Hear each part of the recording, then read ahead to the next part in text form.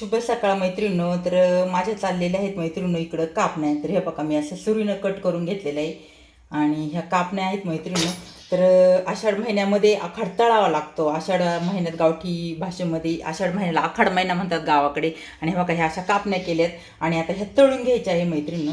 कारण आषाढ महिन्यामध्ये गावठी भाषेमध्ये आपल्या जुन्या पूर्वजांची म्हण आहे की आखाड तळावा लागतो. कारण आखाड तळल्यावरती जुलाब वगैरे लागत नाही किंवा कोणाचे असे पोट दुखत नाही आहे, म्हणून हा आषाढ तळावा लागतो आखाडा आणि देवालाही नैवेद्य करावा लागतो. म्हणून बघा मी इकडे कापण्या केलेल्या आहेत छानपैकी. आता आपल्या कापण्याही तळून झालेल्या आहेत मैत्रिणी. कशा वाटल्या कापण्या सांगा सगळ्यांनी.